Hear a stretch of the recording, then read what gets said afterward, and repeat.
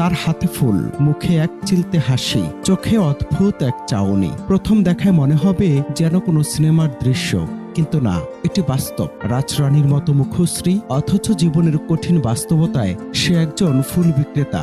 সিলেটের জিন্দাবাজার পয়েন্ট, চকচকে আলো, ব্যস্ত শহর, মানুষের ভিড়, আর সেই ভিড়ের মাঝে দাঁড়িয়ে আছে এক জীবন্ত ফুল, যাকে দেখে মনে হয় সে নিজে ফুল বিক্রি করছে না, বরং সে যেন বিক্রি হয়ে যাচ্ছে কঠিন জীবনের কাছে। কিন্তু এই ফুল বিক্রেতা কি জানে সে নিজেও একটি ফুল?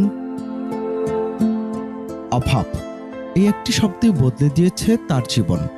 হয়তো স্বপ্ন ছিল অন্যরকম, হয়তো জীবনটা হতে পারত গল্পের মতো সুন্দর, কিন্তু বাস্তবতা তাকে নামিয়ে এনেছে রাস্তায়। একটিবার কি ভেবে দেখেছেন, ফুল বিক্রেতা নিজেও জানে না সেও একটা ফুল।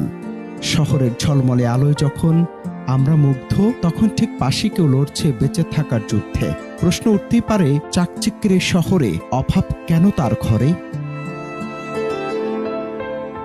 এই হৃদয় ছোঁয়া দৃশ্যটি সামাজিক মাধ্যমে তুলে ধরেন পাফেল চৌধুরী নামের এক তরুণ। ক্যাপশন দেন, ফুল যখন ফুল বিক্রি করে, আর তাতেই যেন কেঁপে ওঠে নেট দুনিয়া।